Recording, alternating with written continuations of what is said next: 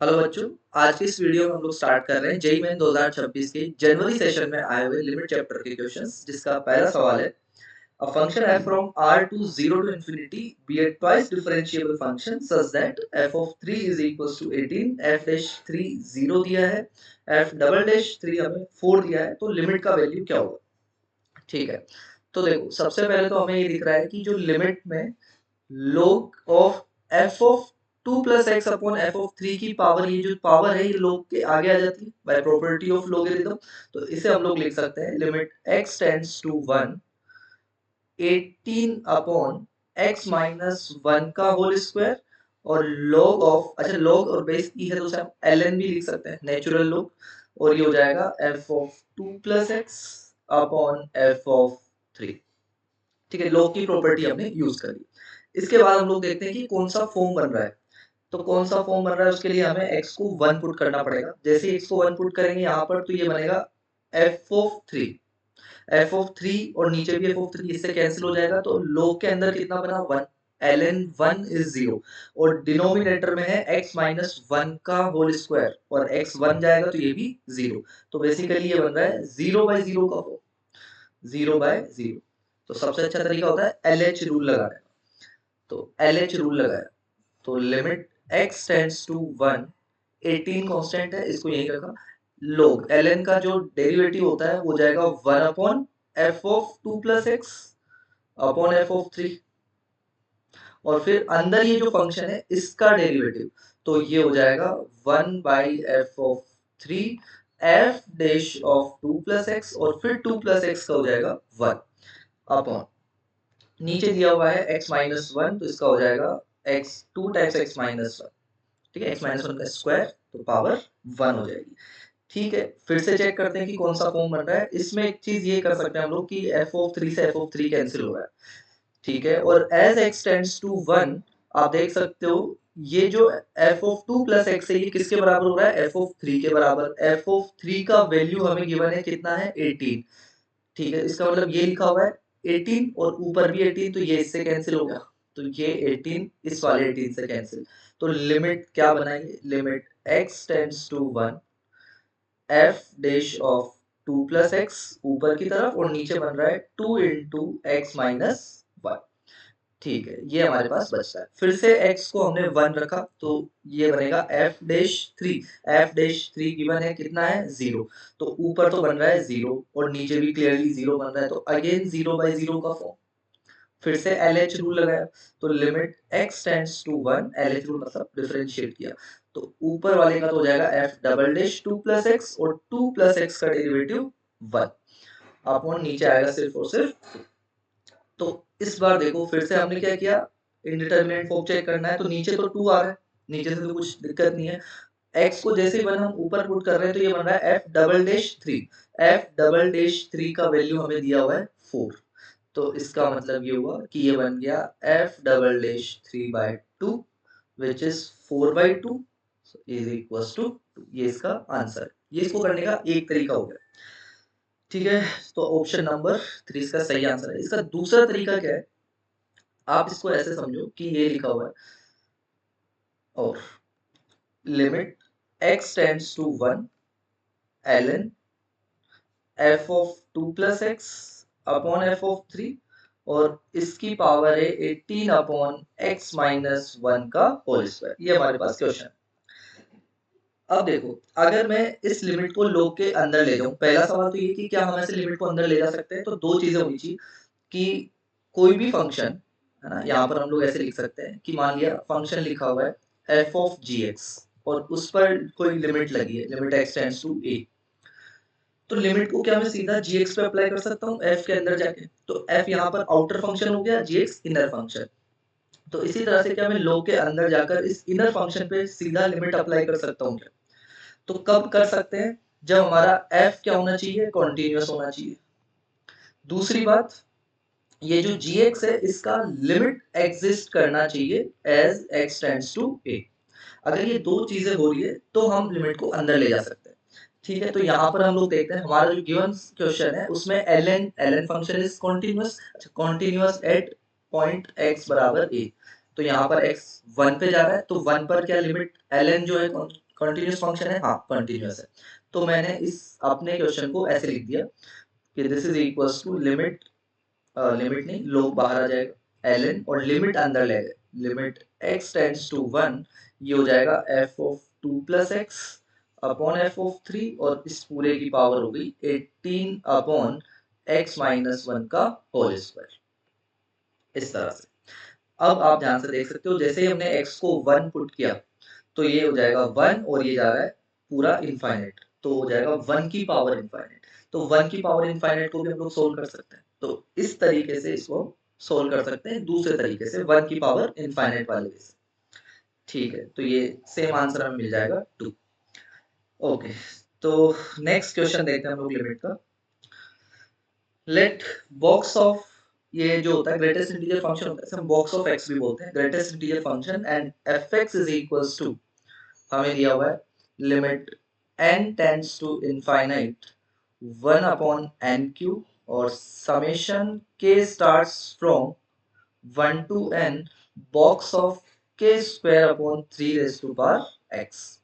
तो 12 time summation F जे कितना होगा ये हमसे पूछा है, तो उसके लिए तो हमें पहले फंक्शन एफ एक्स निकालना पड़ेगा, ये वाला एफ एक्स आ जाएगा तो ये वैल्यू हम यहाँ रख देंगे। एफ एक्स निकालना है मतलब बेसिकली लिमिट सोल्व करना है। इस टाइप के जो क्वेश्चंस होते हैं जिसमें बॉक्स वगैरह का यूज आता है, तो हमें पता है क्या यूज करना चाहिए, sandwich theorem. Sandwich theorem box में कैसे अप्लाई करते हैं, तो हमें पता है कि बॉक्स फंक्शन की प्रॉपर्टी होती है कि बॉक्स ऑफ एक्स जो होता है हमेशा x माइनस 1 से बड़ा होगा और x या उससे छोटा होता है। इस प्रॉपर्टी का हमें यूज करना है। तो चलो स्टार्ट करते हैं। यहाँ पर जो बॉक्स है वो हमें दिया हुआ है, box of k square upon 3 raise to power x। इसको मैं लिख सकता हूँ, ये होगा बड़ा किससे, k square upon 3 raise to power x minus 1, और छोटा होगा या बराबर होगा किससे, k square upon 3 raise to power x, है ना। ये वाली प्रॉपर्टी हमने यूज करी। अब मैंने क्या किया, ये वाली चीज लिख ली। अब मैं इससे इसकी तरफ बढ़ रहा हूँ, अंदर से बाहर की तरफ। तो अगला स्टेप क्या होना चाहिए, समेशन अप्लाई करना चाहिए। तो समेशन अप्लाई कर देते हैं। तो दोनों तरफ हमने समेशन अप्लाई किया, k starts from 1 to n k square upon 3 raise to power x minus 1 less than summation k from 1 to n box of k square upon 3 raise to power x। और इस तरफ भी summation apply किया। ठीक है, अब देखो summation किस पर एप्लीकेबल है, k पर।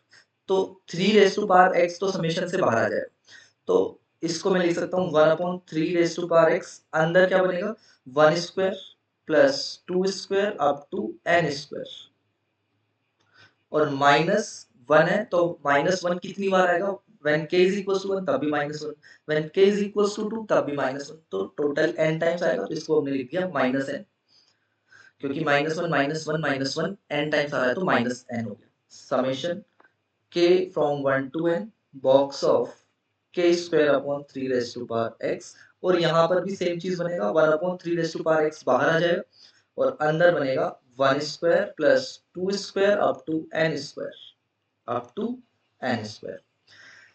ठीक है, 1 by 3 raise to power x, तो ये तो हो गया n नेचुरल नंबर के स्क्वायर्स का सम। इसका फॉर्मूला हमें पता है n n plus 1 2n plus 1 by 6 minus n less than summation k from 1 to n box of k square upon 3 raised to power x less than 1 upon 3 raised to power x, और ये हो जाएगा same n n plus 1 2n plus 1 by 6। Formula हमने apply कर दिया। अब ध्यान से देखो, हम लोगों ने इतना सोल्व कर लिया, इसके बाद हमें n क्यूब से वो डिवाइड करना है दोनों तरफ, तो n क्यूब से भी डिवाइड किया, तो इसी में हम लोग लिख सकते हैं, या चलो अगले स्टेप में लिखते हैं।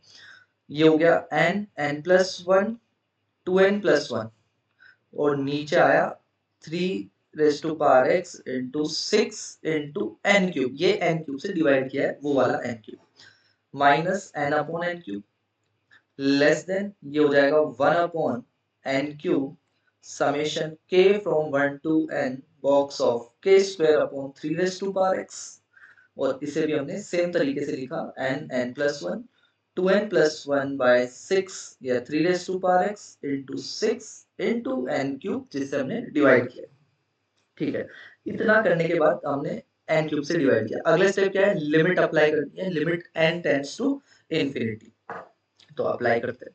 लिमिट जैसे ही हमने इस पर अप्लाई करी, ये चलो यही लिखते हैं इस चीज को, limit n tends to infinite, ये हो जाएगा n plus 1 2n plus 1 by 6 into 3 raised to power x into n cube minus limit n tends to infinity n upon n cube less than limit n tends to infinity 1 upon n cube summation k from 1 to n box of k square upon 3 raised to power x less than equals to n, yeah, limit n tends to infinity and n plus 1 to n plus 1 upon 3 raised to power x into 6 into n cube. ठीक है, अब ये जो लिखा हुआ है बीच में, ये तो हमारा fx हो गया, fx के बराबर, और लेफ्ट और राइट साइड में जो फंक्शन है उसे हमें सोल्व करना है।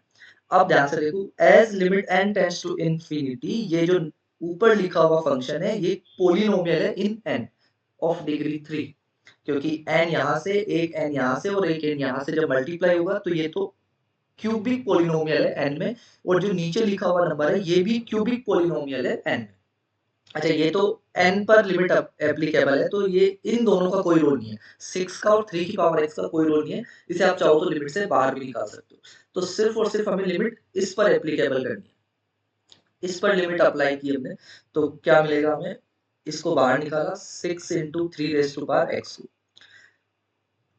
अगर पोलिनोमियल में ऊपर और नीचे न्यूमरेटर और डिनोमिनेटर दोनों की डिग्री सेम है और limit n tends to infinity, infinity पर अगर बात होगी तो उस लिमिट का जो वैल्यू होता है वो होता है न्यूमरेटर में लीडिंग कोफिशिएंट वाला, लीडिंग कोफिशिएंट अपॉन डिनोमिनेटर में जो लीडिंग कोफिशिएंट है। ऊपर जब हम मल्टीप्लाई करेंगे इन तीनों टर्म्स को तो 2n मल्टीप्लाई होगा इस n से और ये n मल्टीप्लाई होगा इस n से, तो ऊपर तो क्यूबिक जब बनेगी n क्यूब उसका कोफिशिएंट रहा होगा 2, और नीचे जो कोफिशिएंट बनेगा वो है 1, n क्यूब का कोफिशिएंट 1 बोल दो या 6 into 3 raised to power x बोल दो, एक ही बात है। तो ये बना, ठीक है, माइनस ये वाली लिमिट, ये तो क्लियरली नजर आ रहा होगा, दिस इज इक्वल्स टू 0। ये जो बीच में बना दिस इज fx, और ये इस तरफ भी सेम बात है कि ऊपर जब आप मल्टीप्लाई कर रहे हो, इन सारों को जब मल्टीप्लाई कर रहे हो ऊपर वाले टर्म्स को, तो n यहाँ से n स्क्वायर हुआ और ये n स्क्वायर 2n से होगा, तो 2n क्यूब वाली टर्म ऊपर आएगी 2n क्यूब, और नीचे है n क्यूब, तो इसका कोफिशिएंट 2 इसका कोफिशिएंट 1, तो इस लिमिट की वैल्यू आई 2, और ये दोनों टर्म को पहले बाहर निकालो, तो 1 upon 6 into 3 raised to power x को बाहर निकाला और लिमिट का वैल्यू आया 2 अपॉन 1। सो दिस इम्प्लाइज ये 2 जो होगा इस 6 से कैंसिल हो जाएगा 3 टाइम्स, तो ये 3 बचा, ये 3 की पावर x से मल्टीप्लाई होगा तो बनेगा 1 अपॉन 3 की power x plus 1 less then f of x, और लेस देन यहाँ पर भी सेम 1 अपॉन 3 की पावर x प्लस 1। तो सैंडविच थ्योरम कहती है कि अगर फंक्शन दो तरफ से गिरा हुआ है, दोनों जो बड़ा फंक्शन है और जो छोटा फंक्शन है दोनों सेम वैल्यू दे रहे हैं, मतलब क्या हुआ कि F X is less than, मान लो ये जी एक्स है और ग्रेटर देन एच एक्स है, और एच एक्स और जी एक्स बराबर हो रहे हैं, तो इसका मतलब एफ एक्स क्या हो जाएगा, जी एक्स और एच एक्स के बराबर हो जाएगा। इस बात का मतलब ये हुआ कि जो हमारा फंक्शन एफ एक्स है वो खुद कितना है, 1 अपॉन 3 की पावर एक्स प्लस 1। अभी सिर्फ एफ एक्स आया, इसके बाद हमें क्या कैलकुलेट करना है, इसके बाद कैलकुलेट करना है हमें 12 टाइम्स ये वाला value, j from 1 to infinity f of j, हमें कैलकुलेट करना है 12 टाइम्स f ऑफ j, और j वेरी कर रहा है 1 से लेकर infinite, j starts from 1 to infinity. तो इसे सोल्व करते हैं, तो ये हो जाएगा 12, ठीक है, समेशन f ऑफ j का मतलब हो गया 1 अपॉन 3 की पावर j प्लस 1 और j फ्रॉम 1 टू इंफिनिटी। इसको जब आप ओपन करोगे तो हमें दिखेगा, जब j इज इक्वल्स टू 1 है तो ये हो जाएगा 1 upon 3 square plus 1 upon 3 cube, इसी तरह से चलते जाएंगे, तो ये तो एक जीपी बन गया, जीपी बन गया जिसका कॉमन रेशियो कितना है 1/3, नंबर ऑफ टर्म्स कितनी है इनफाइनाइट, तो जीपी का सम निकालना है, उसका फॉर्मूला होता है हमारे पास a upon 1 minus r, r मतलब 1/3, a मतलब फर्स्ट टर्म, तो दिस इज इक्वल्स टू 12। ऊपर तो हो गया 1/9, नीचे से हमें मिलेगा 2/3, सो 12। यहां से इसे हम लोग सिंप्लीफाई कर सकते हैं, ये हो जाएगा 1/6, दिस इज इक्वल्स टू 2। तो इस क्वेश्चन का आंसर आया 2। 2 मतलब हो गया हमारे पास, बस ये तो न्यूमेरिकल टाइप है, तो इसका आंसर आ गया 2। ओके, नेक्स्ट क्वेश्चन देखते हैं हम लोग। लिमिट का नेक्स्ट क्वेश्चन है, लिमिट x टेंड्स टू 0, और ऊपर भी फंक्शन है, नीचे भी एक फंक्शन दिया हुआ है, और सारे फंक्शन लोग में है, ट्रिग्नोमेट्रिक है और एक्सपोनेंशियल है, और ए बी सी का वैल्यू पूछा है, लिमिट एग्जिस्ट कर रही है और इक्वल्स टू 2 है। तो ए बी सी अगर पता चल जाएगा तो उनका स्क्वायर तो निकाल ही सकते हैं। इस टाइप के क्वेश्चंस काफी पूछे जाते हैं। इसको करने का एक तरीका तो क्या है, जैसे मेथड 1 की अगर हम लोग बात करें, तो हम लोग क्या करते हैं कि जैसे x को जैसे मैंने 0 पुट किया, न्यूमरेटर में कुछ आएगा, और डिनोमिनेटर तो क्लियरली दिख रहा है कि 0 बन रहा है। न्यूमरेटर में जब कुछ आया और नीचे 0 बना और लिमिट एग्जिस्ट कर रहा है बराबर 2 है, इस बात का मतलब ये हुआ कि न्यूमरेटर को भी इक्वल्स टू 0 होना पड़ेगा। तो न्यूमरेटर में जो भी आ रहा होगा उसको हम जैसे ही 0 पुट करेंगे तो कोई ना कोई एक कांस्टेंट की हमें वैल्यू पता चल जाएगी, या तो a की चल जाएगी या b की या फिर c की। वैल्यू सब्स्टिट्यूट करेंगे, तो सब्स्टिट्यूट करने के बाद वो फॉर्म बन रहा है 0/0। 0/0 फॉर्म बनने के बाद फिर हमने डिफरेंशिएट किया, डिफरेंशिएट किया तो डिनोमिनेटर फिर से 0 बनेगा, और न्यूमरेटर में फिर से कोई ना कोई टर्म आएगी, और हमें पता है कि ये लिमिट एग्जिस्ट कर रही है और इक्वल्स टू 2 है, तो फिर से पक्की बात है कि जो न्यूमरेटर है उसको 0 के बराबर होना पड़ेगा। 0 के बराबर जैसे ही न्यूमरेटर को किया, अगेन हमें या तो b या c की वैल्यू में से कोई एक वैल्यू हमें मिल जाएगी। इस तरह से फिर से LH हॉस्पिटल रूल लगाएंगे, फिर से नीचे 0 बनेगा, ऊपर कुछ ना कुछ बनेगा, और फिर से वही सेम कहानी, ऊपर वाले को 0 कर दो। एक टाइम ऐसा आएगा जब नीचे 0 नहीं बन रहा होगा, नॉन जीरो नंबर आएगा, नॉन जीरो, तो ऊपर कोई ना कोई एक नंबर बचेगा एबीसी की टर्म्स में, तो उसको फिर पूरे को मिला करके, नीचे वाले नॉन जीरो नंबर को और ऊपर वाली टर्म को मिला करके इक्वल्स टू 2 करेंगे, तो हमें तीसरे कांस्टेंट की वैल्यू भी मिल जाएगी। ये तो इसको करने का एक तरीका हुआ। सेकंड मेथड क्या है जो थोड़ा सा आसान है, एक्सपेंशन, है ना, यूजिंग एक्सपेंशन। अगर हमें सारे एक्सपेंशंस पता है, मुझे अगर e की पावर x का, कोस का और log का एक्सपेंशन पता है, तो इस क्वेश्चन को हम बड़े आराम से कर सकते हैं। देखो कैसे, हमारे पास लिखा हुआ है यहाँ पर, इसको मैं हटा देता हूँ।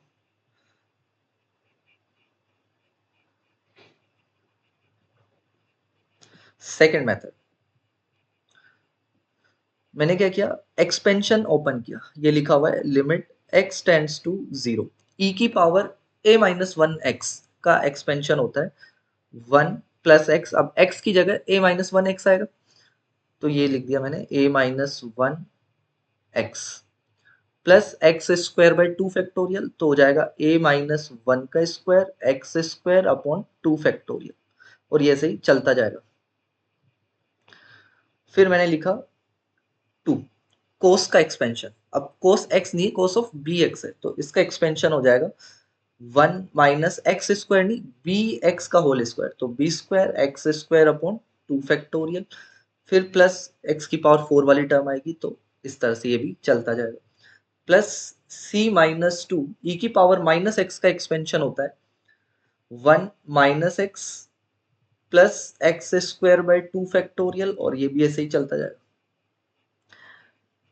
डिवाइडेड बाय, नीचे लिखा हुआ है x, x से मल्टीप्लाई हो रहा है कोस एक्स का भी एक्सपेंशन लिखा हमने, वो हो जाएगा 1 minus x square upon 2 factorial plus dot dot dot चलता जाएगा, minus log of 1 plus x, इसका एक्सपेंशन होता है x minus x square by 2 plus x cube by 3, और ये भी इस तरह से चलता जाएगा। ठीक है, थोड़ा सा इसे हम सिंप्लीफाई करते हैं, लिमिट x टेंड्स टू 0, ऊपर से देखो कांस्टेंट टर्म क्या बन रही है, तो कांस्टेंट टर्म हमें दिखेगी, एक तो 1 आएगा यहाँ से आएगा 2, तो हुआ 3, यहाँ से कांस्टेंट टर्म आएगा c-2, तो ओवरऑल कितना हो गया, कांस्टेंट टर्म बना ऊपर c+1 प्लस, अब देखो x के साथ क्या आ रहा है, तो x के साथ आएगा एक तो a-1, यहाँ से कोई x की टर्म नहीं आ रही, यहाँ से x की टर्म ये है, तो a-1 यहाँ से आया और यहाँ से आ रहा है हमारे पास -c+2, तो ये हो जाएगा +1 और a-c+1 प्लस एक्स स्क्वायर का क्या कोफिशिएंट आ रहा है, तो यहाँ से हमें दिख रहा होगा कि एक्स स्क्वायर का कोफिशिएंट ये रहा, यहाँ से भी एक्स स्क्वायर का कोफिशिएंट आ रहा है और यहाँ से भी आ रहा है, तो इसे हमने लिख दिया। तो ये कितना आ रहा है, a-1 का होल स्क्वायर अपॉन 2 फैक्टोरियल, यहाँ से आएगा हमारे पास -b² और यहाँ से कोफिशिएंट आ रहा है c-2/2, फिर एक्स क्यूब का भी कोई ना कोई कोफिशिएंट आएगा, इस तरह से ये चलता जाएगा ऊपर अपॉन। यहां से देखोगे तो ये वाला x इस वाले x से कैंसिल हो रहा है, तो नीचे एक्स स्क्वायर में आ रहा है हमारे पास x²/2, फिर एक्स क्यूब में हमारे पास आएगा, एक्स क्यूब का कोफिशिएंट बन रहा है 1/2 माइनस के साथ, और यहां से बनेगा -1/3 और ऐसे ये भी चलता जा रहा है।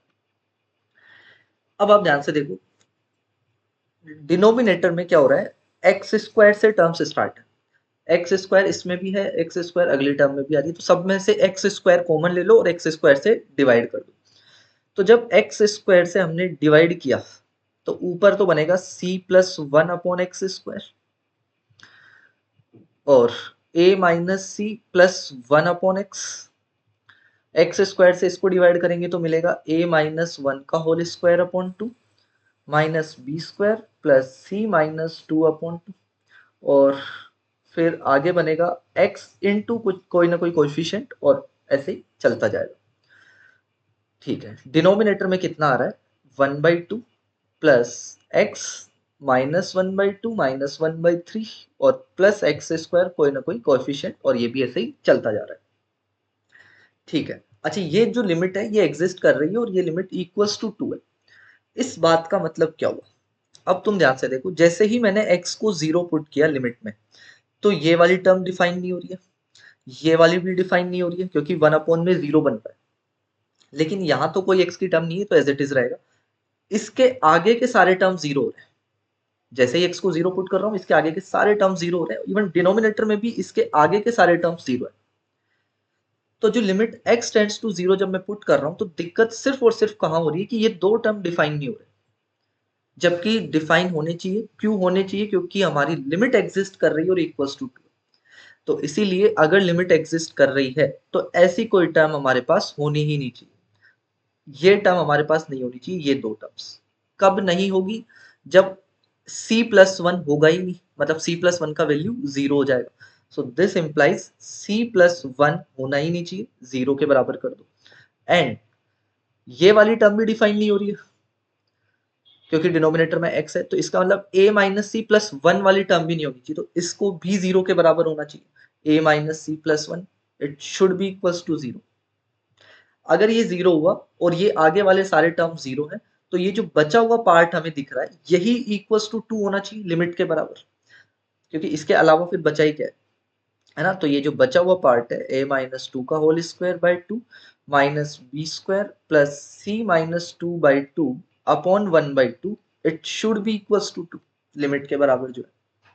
ठीक है, तो देखो c+1 अगर 0 है तो यहां से पता चला कि c आया -1, c अगर -1 है तो a का वैल्यू यहां से कितना आ रहा है, a आ गया हमारे पास -2, a आ गया हमारे पास, c आ गया है।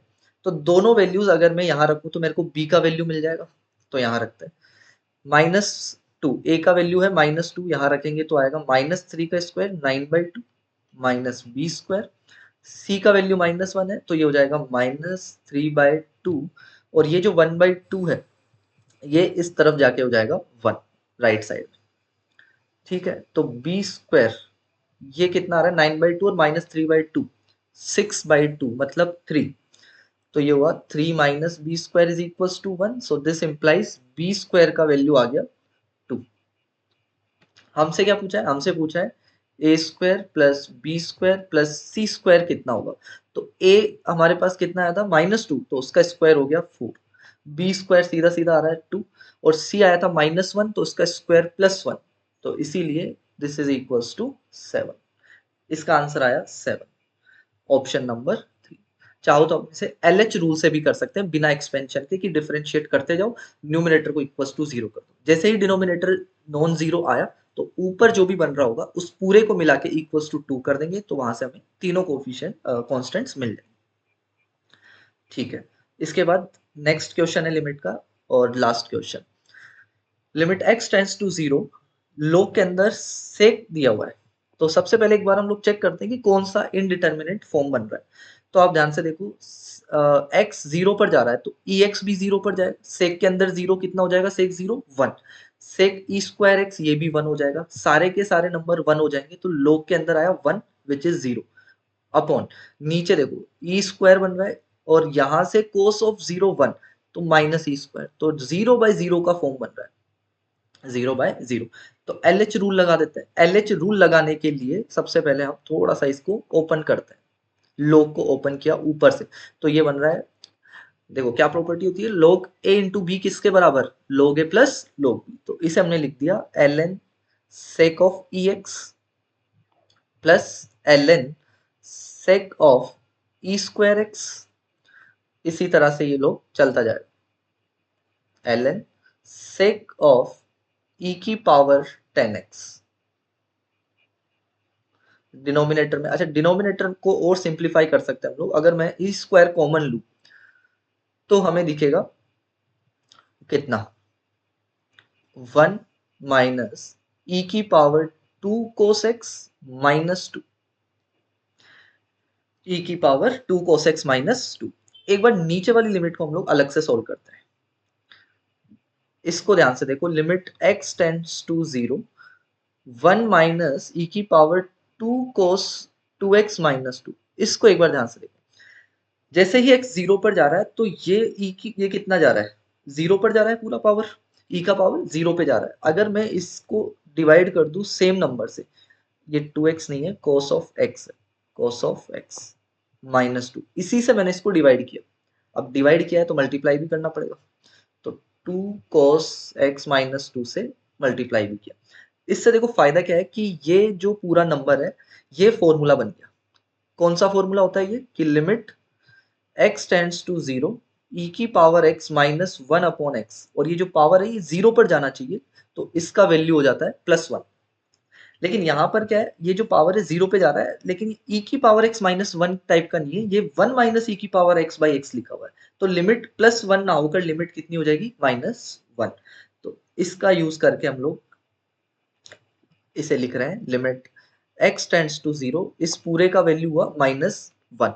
अब जो यहाँ पर लिखा हुआ है इसको देखो, 2 कॉमन लिया, अंदर बन रहा है cos x माइनस 1। ये भी फॉर्मूला बन सकता है अगर मैं इसको x स्क्वायर से डिवाइड और मल्टीप्लाई कर दूं।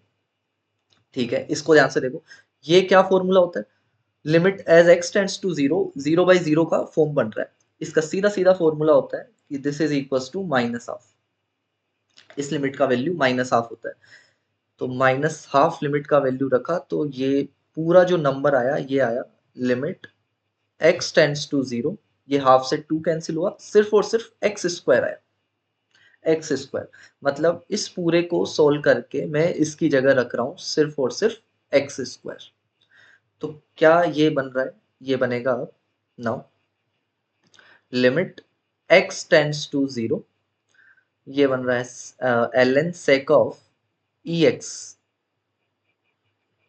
Plus ln sec of e square x up to ln sec of e की पावर 10x। और नीचे जो बन रहा था उसको सिंप्लीफाई करके हमने सिर्फ इतने में रिड्यूस कर दिया, ई स्क्वायर एक्स स्क्वायर। अभी भी ये 0 बाई 0 का फॉर्म बन रहा है, क्योंकि ऊपर जैसे x को 0 रखूंगा सेक 0 1 हो जाएगा, ln 1 0, तो 0 प्लस 0 सारा 0 हो गया, और नीचे भी 0 बन रहा है। तो LH रूल लगाया, LH रूल लगाया तो डिफरेंशिएट करना पड़ेगा। अब एक बार ध्यान से देखो, ln sec ऑफ ex का डेरिवेटिव कितना होता है, तो 1 अपॉन ये बनेगा sec ex, और sec का होता है sec x tan x, तो sec ex tan ex और फिर ex का e, तो ये मतलब ऐसा हुआ sec ex tan ex, और ex का फिर से मैंने किया तो e, तो ये sec से sec कैंसिल हो जाएगा, सिर्फ tan ex बचेगा इंटू e बचेगा।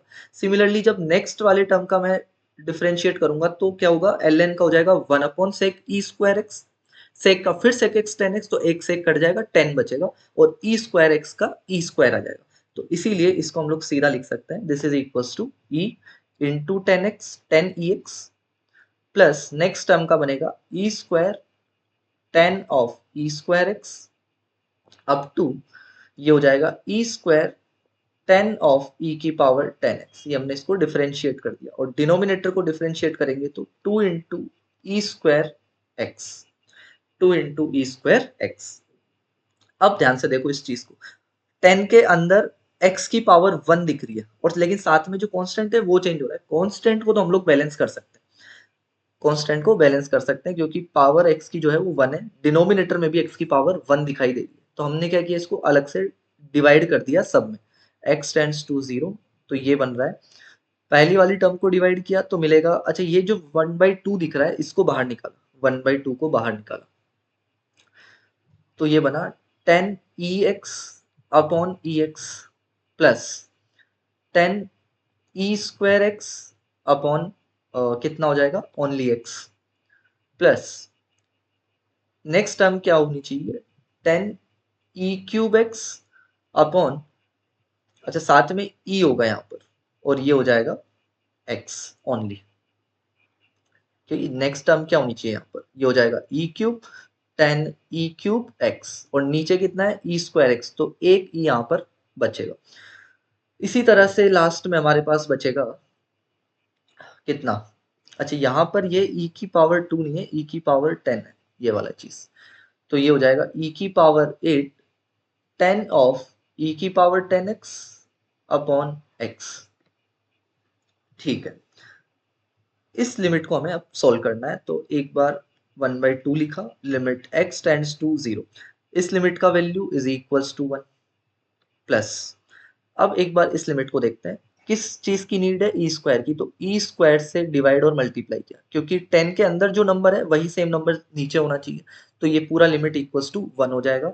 तो बचेगा कौन, सिर्फ ई स्क्वायर प्लस, यहाँ पर भी देखो 10 के अंदर ई क्यूब एक्स है तो डिनोमिनेटर में भी ई क्यूब एक्स होना चाहिए, तो मैंने क्या किया, ई क्यूब से डिवाइड और मल्टीप्लाई किया तो ये लिमिट तो हुआ पूरा 1 के बराबर और ये ई क्यूब और ये वाला ई मिलके हो गया ई की पावर 4 प्लस एंड में देखो e की पावर 10x है तो e की पावर 10 से हमने अगेन डिवाइड और मल्टीप्लाई किया तो ये पूरा लिमिट फिर से 1 हो गया, बचा कौन, e की पावर 8 और e की पावर 10, तो हो जाएगा e की पावर 18।